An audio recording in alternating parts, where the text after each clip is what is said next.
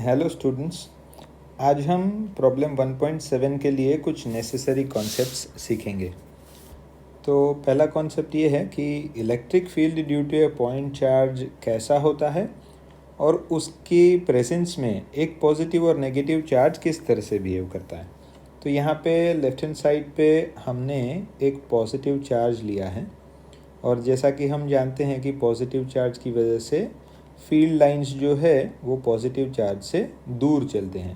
तो the field lines are away from the positive charge. ठीक है, अब इस पॉजिटिव चार्ज के नज़दीक अगर हम एक और पॉजिटिव चार्ज रखते हैं तो हमें ये पता है कि दो लाइक चार्जेस एक दूसरे को रिपेल करते हैं, और अगर मैं यहाँ पे एक नेगेटिव चार्ज रखता हूँ तो अनलाइक चार्जेस अट्रैक्ट करते हैं।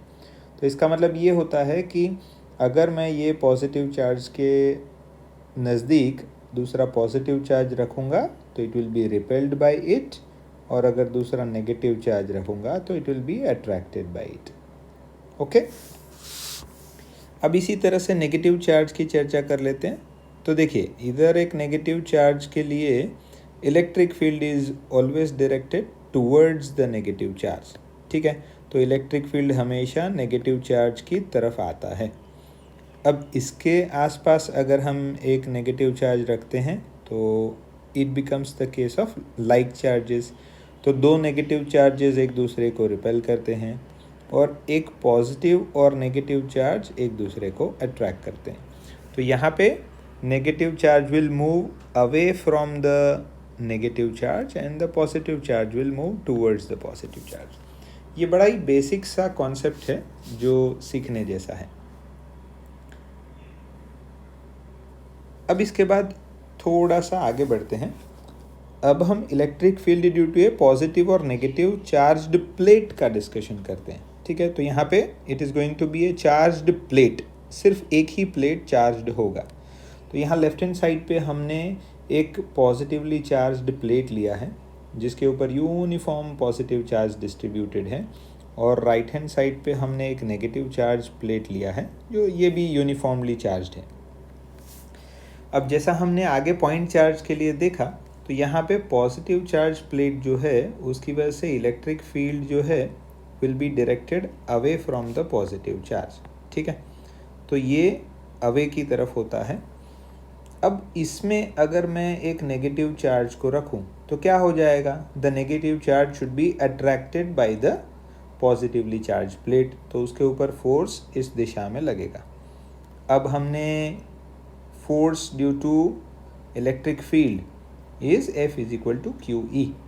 तो कोई भी चार्ज पार्टिकल को इलेक्ट्रिक फील्ड में रखा जाए तो उसके ऊपर F is equal to QE इतना फोर्स लगता है।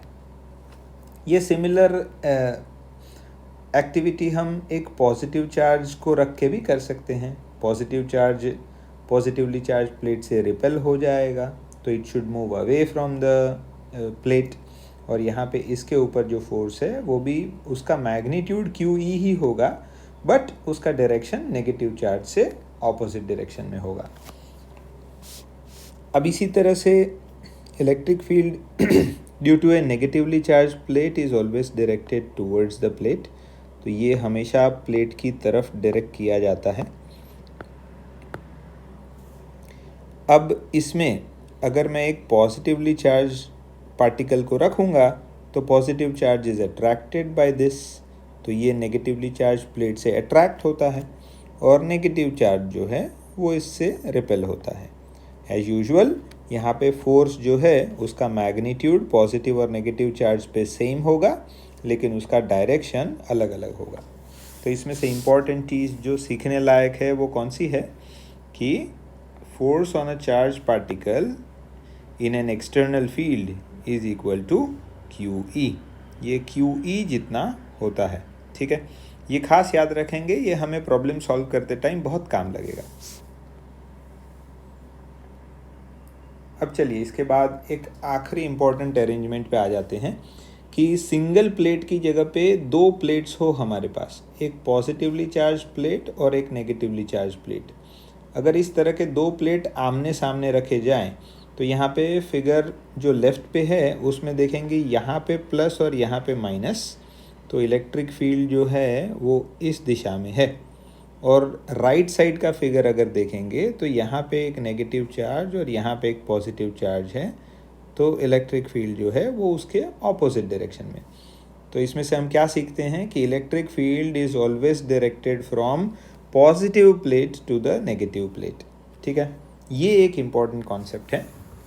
और इसमें देखिए, ये अगर मैंने पॉजिटिव चार्ज को इधर रखा है तो पॉजिटिव प्लेट की वजह से वो रिपेल हो जाएगा और नेगेटिव प्लेट की वजह से वो अट्रैक्ट हो जाएगा।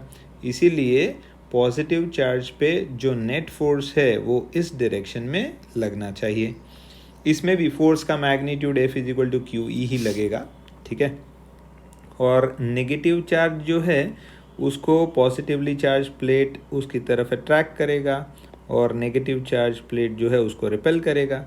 तो दोनों फोर्सेस एक ही दिशा में हैं, इसीलिए नेट फोर्स इस तरफ लगेगा।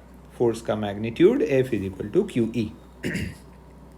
बिल्कुल उसका ऑपोजिट आपको यहाँ देखने मिलेगा। Positive charge always moves from positive plate to the negative plate and negative charge always moves from negative plate to the positive plate. यानी इसको हम in the direction of the electric field, ये in the direction of the electric field या against the direction of electric field ऐसा भी बोल सकते हैं। अब इसमें देखिए, force is equal to ma, ये तो न्यूटन सेकेंड लॉ से हम जानते हैं, और F is equal to QE, ये force due to electric field होता है।